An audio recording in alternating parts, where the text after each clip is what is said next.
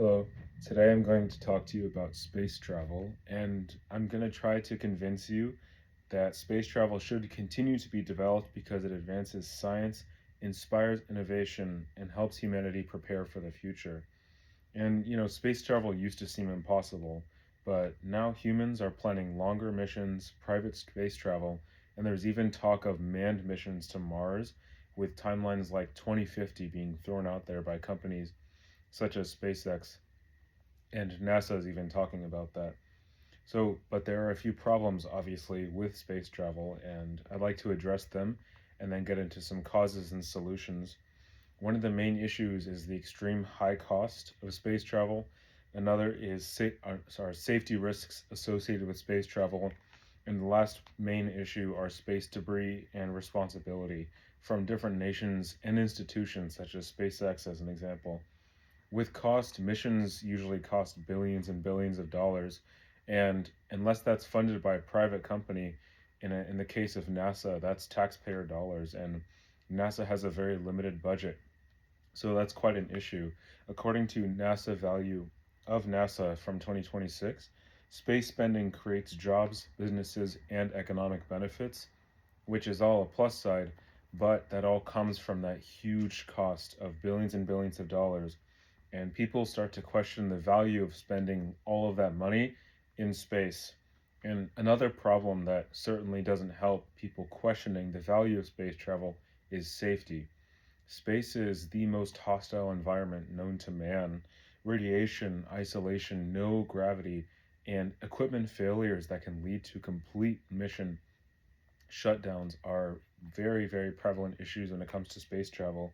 According to NASA Human Research Programs from 2026, astronauts face radiation, isolation, distance from Earth, gravity changes, and closed environments, which, when you're talking about isolation and long missions over months and months, these extreme periods of time, that doesn't do well for the human psyche, and that doesn't do well for the mission.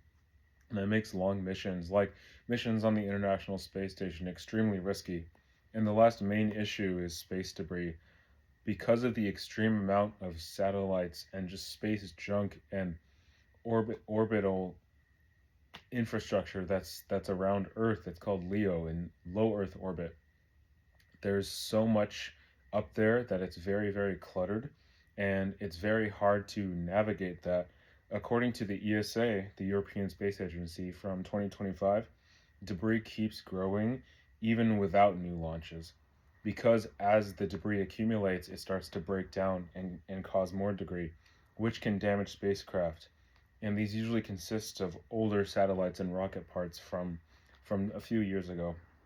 So these problems mainly exist because space is expensive, dangerous, and is a growing infrastructure. It's a new environment that we are still developing. So there are a few causes to these issues that I just mentioned: technology limits, human body limits, and more countries and companies are going to space. A good example would be Blue Origin, the company that Jeff Bezos is in charge of. They are helping with the Artemis 3 mission that will be doing a manned orbital insertion in low Earth orbit, and hopefully in 2027, which will definitely be something to look out for. So, what are some of the causes, right? So, rockets need a large amount of energy to take off. That makes it extremely expensive and extremely dangerous, as I mentioned earlier. Spacecraft must need to be able to survive extreme conditions and the people inside as well. Simple mistakes can be very dangerous. As NASA's Moon to Mars architecture from 2026 says, exploration needs advanced human and robotic systems if any of this can be possible. And human limits are a real issue. Microgravity can cause extreme effects on the human body, can harm physical and mental health. According to NASA Risks of Human Spaceflight from 2026, space stressors can affect physical and mental health, and especially that mental part with the isolation factor that I mentioned earlier. And just with more space activity, that leads to things like more satellites, more companies, more debris, more competition.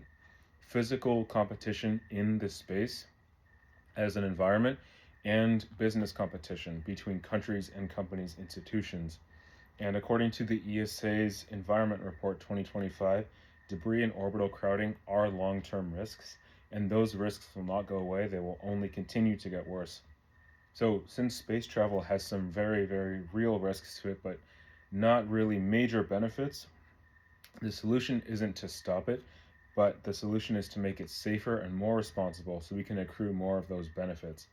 So what can we do? We can develop safer technology, clear rules of space exploration, and useful research that advances space exploration into the future. Safer technology can include better rockets, better spacecraft, better emergency protocols, and that also factors into the safety piece. So you can limit the damage when things do go wrong in space.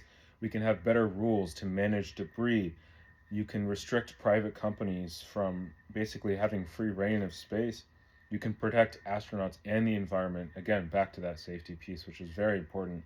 And also from the ESA, the European Space Agency, from their 2025 review, debris mitigation is needed for safer orbits. We cannot put objects into space, satellites, manned spaceships, really anything, without managing that debris component, which is a huge factor here. So what's the last solution, right? We need to keep exploring. We need to keep that drive. If we keep exploring, keep public interest, the funding will continue. We'll get new technology for Earth. A lot of technology that was developed for space, Velcro is a great example, which was developed for the International Space Station, has real effects here on Earth that benefit everybody. And according to NASA spinoff from 2026, NASA Technologies has led to commercial products that benefit life on Earth. And that's actually where I learned about Velcro, which is just a really good example of a technology that was developed for the space exploration, but really, really helps us here on Earth. And there are a lot of products like that and will continue to be if the funding is there. So what we went over the problems with space travel. The main problem is funding and how extremely dangerous it is. Some of the causes of these problems are just the sheer amount of difficulty that's required and the amount of competition that's in this space. But some solutions like better collaboration, better regulation can really help in this area. So space travel, obviously, it once seemed impossible. 100 years ago, did not seem possible at all.